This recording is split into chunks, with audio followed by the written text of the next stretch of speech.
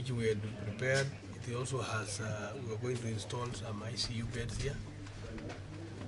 But because of the new challenge and the threat that has come, we, as the Deputy Med Super said, we are going to prepare it ready for the low-risk patients.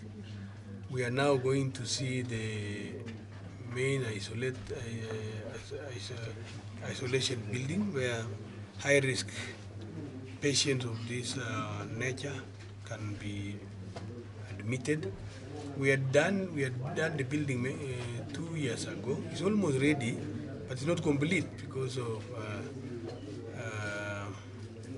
the usual procedure of work. We will go and see the state, but we have to do all we can to see to it that that building is ready.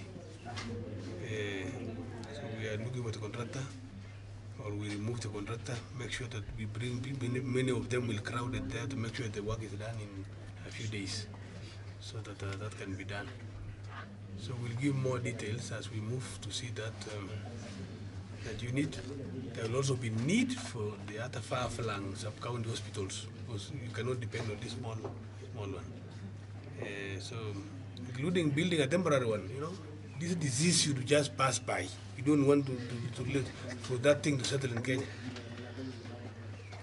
The way locusts came and went, they should have to proceed and go back to where they emanated from.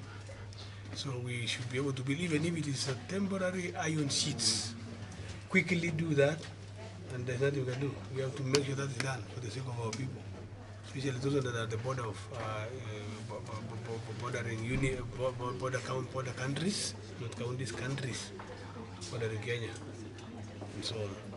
So let's go and see the team who are the professionals. We have come to see the state of our isolation ward, which we had done last year. You can see it at the completion stage. We were not doing it because of this new threat of coronavirus. We built it purposely because of unknown diseases coming in future, which are contagious. So we didn't want people that were those kind of peculiar diseases to interact with normal people, normal ordinary patients coming for the usual treatment in the wards. You can see the state is almost ready. We have just summoned the contractor now, who was waiting for payments, you know, but the payment has not come. We have challenges with the issues of some pending bills. Some of the pending bills of the previous devolution time, 2013, 2017, were done. There were no documentation, and Nairobi is insisting we must pay. We said we are not going to pay anything that has no supportive document, and that's why we have not. We are now even lumped, including some of these buildings that have already been paid. Otherwise, and it would be almost ready. We have written to the Auditor General to come and re-examine some of those controversial and bills that are needed, that are ineligible, so that they can be sorted out and don't stall project of sending funds from Nairobi to the county. We are prepared, as you can see. So when the contractor comes in the afternoon, together with our architects and engineers, we can do all we can to make sure that in the next 2-3 days, by Wednesday, Thursday next week, today is Saturday, we should be able to have water flowing. We should be able to have the lighting is all over, and the compound is done. So, and we also plan to have similar kind of construction, although temporary ones in our sub-county hospitals that are far-flung, particularly high-risk areas that near the border of Kenya and Uganda. We'll build one that can take a week or so, even using iron sheets, and make sure that it is done to the best for the time that we have such a threat. And the entire team is present here today. We want to ask that Kenyans cooperate with the instructions that have been issued by the national government, including having too many meetings that don't have that bring people together. Although we are used to the spirit of unity, doing a lot of Harambes, doing a lot of many things, we need to abide for now until we have enough surveillance on this disease so that we avoid contacts between persons. In a short while, we'll be giving a very detailed